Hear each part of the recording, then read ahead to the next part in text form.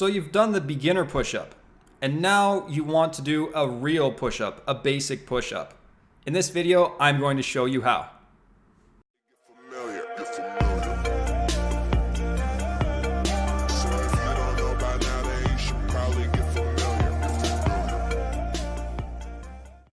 All right, so we are not beginners anymore. We are ready for a real push-up, guys. So notice here, I am starting from the ground. I am making sure my shoulders are pinned back, not rounded forward, and my elbows are over my wrists. That's called joint stacking. It prevents injury. Remember that. Starting from the ground gets you into that perfect position for the real deal push-up. Keep that neutral spine, keep that flat back, keep that core tight. Everything is in lines. Chest touches the ground, ideally.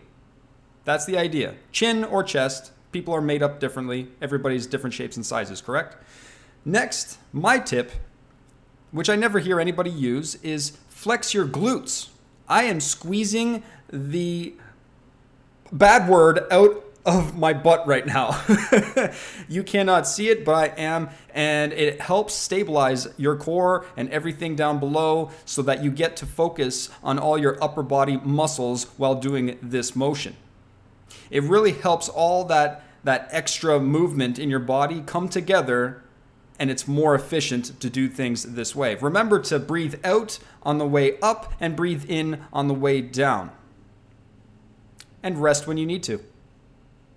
So again, to go over the key points of a regular basic push-up, you want to keep your shoulder blades retracted. You have to go backwards with your shoulder blades. Squeeze them together to keep your shoulder in line. You want to keep your neck in neutral spine for neck health reasons.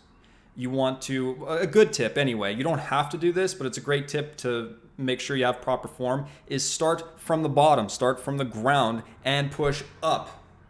Don't start high plank and go low. It's just a tip, not a thing exactly that you have to do.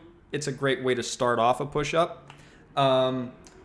Keeping the core tight is a must for your entire body staying in line, because that's what you want, right? Everything's got to be in line as you go up and down in the push-up, right?